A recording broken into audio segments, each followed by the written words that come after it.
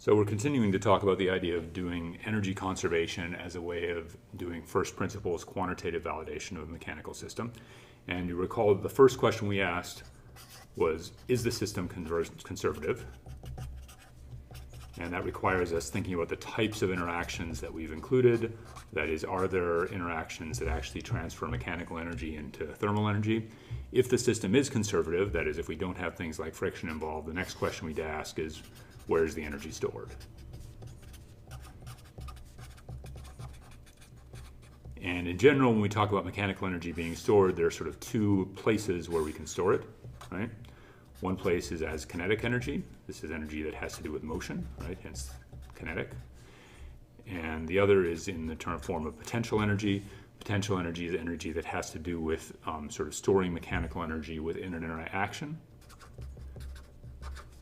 To sort of illustrate what that means, one sort of classic example is a spring, right? When I compress a spring, I'm actually storing energy within the interactions between the atoms in the spring, right? I'm actually making those atoms get a little bit closer to each other than they would like to. There's an electrostatic interaction between the atoms that wants them to repel each other.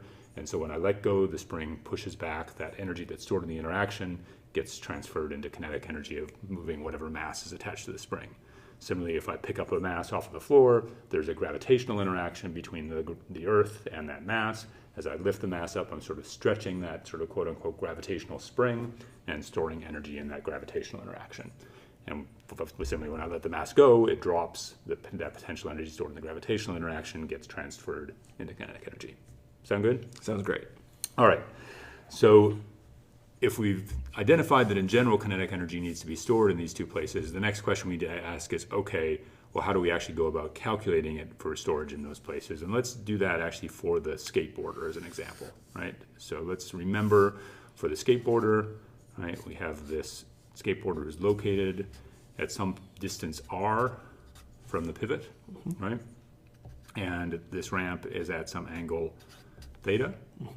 And I'm going to choose to call this point at the pivot h equals 0, right? So at this point, for points where I'm above the pivot, I've got a positive height. Where points where I'm below the pivot, I have a negative height. Okay, so for this definition, right, and notice I could also talk about the position of the rider just in terms of r and theta, right? We could first ask, what's the potential energy? Well, the ramp, I propose, has no potential energy.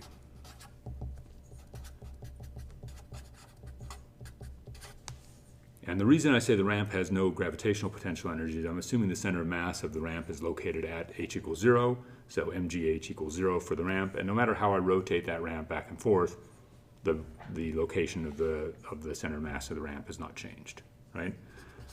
The rider, on the other hand, does have a potential energy, right? When the rider is here, his or her potential energy is 0. Over here, their potential energy will be negative. Up here, it will be positive. And the magnitude of that potential energy is going to be mgh, where h is the height, is the vertical height, and I could rewrite that as m times g times r times sine theta, right? Because if you can see that when theta is 0, right, the ramp is flat, so no matter where the rider is, their potential energy is the same. When the ramp becomes more slanted, that r makes more difference, and clearly it needs to be proportional to r. Okay. Now, gravity is the only interaction between this system and the rest of the universe. And furthermore, the only interactions within the system are normal forces, which don't actually store any energy. So I would say this is all of our potential energy. So we are done with potential energy at this point. Let's talk about kinetic energy a little bit. So we have the skateboarder and we have the ramp. Right.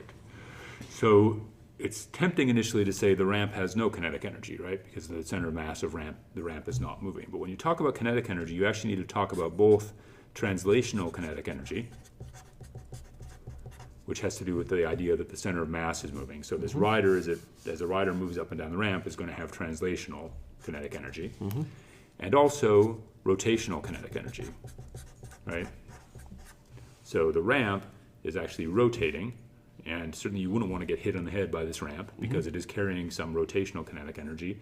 The particles in here, or say the ramp is rotating down, have velocity down. The particles here have velocity up. There's energy stored in the ramp. So to calculate rotational kinetic, let's actually talk about translational first. To calculate translational kinetic energy in general, the question you ask is, what's the mass that we're talking about?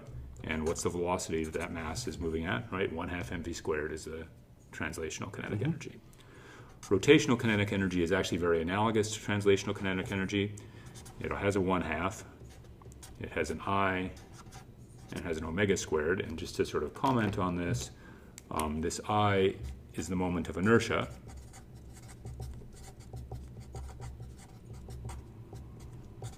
About the center of mass. And the omega is the angular velocity.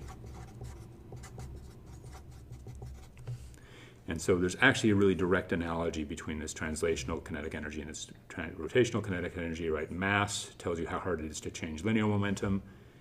Moment of inertia tells how hard it is to change angular momentum. Linear velocity squared, angular velocity squared, right? It's pretty easy to remember them if you actually keep that sort of framing in mind. So if we come back to the question of the rider and the ramp and calculate kinetic energies, well, the ramp has no translational kinetic energy, but it does have a rotational kinetic energy, which is going to be 1/2 whatever the moment of inertia of the ramp is, which is some number, that's some parameter that we would be able to design, right, times theta dot squared, where theta dot is the rate of change of this angle theta, right? That's what the angular momentum will be. Okay? The rider, so what kind of kinetic energy is the rider going to have? Translational and rotational. Well, it's tempting to say translational and rotational. And I would be inclined to say it's only translational. The reason I'd be inclined to say it's only translational is that we've abstracted this rider as a point mass. And when we talk about breaking kinetic energy up into translation and rotation, translation has to do with motion of the center of mass, and rotation has to do with rotation about the center of mass. So for the rider, the rider's a point mass can't have any rotation about its center of mass. It's just a point, right? So all of the energy, all the kinetic energy of the rider is due to translation. Now, if you think about it, that translation actually can have two components. The rider can move up and down this way as the ramp moves, so in what I'd call the theta hat direction, and can also move back and forth along the ramp in the r hat direction. And so the kinetic energy of the rider is going to be 1/2 m times v squared, but that v squared I can rewrite as 1/2 m of r dot squared, right? R dot is going to be the rate of change along the ramp, so that's the velocity along the ramp squared, plus r squared times theta dot squared, or r squared times theta dot squared. Yep. That's a mistake. R times theta dot tells me how fast I'm moving perpendicularly to the ramp, right? So my total energy in this system then is going to be the kinetic energy of the ramp plus the potential energy of the rider plus the potential energy of the kinetic energy of the rider, right? So, make sense? Great. All right, cool.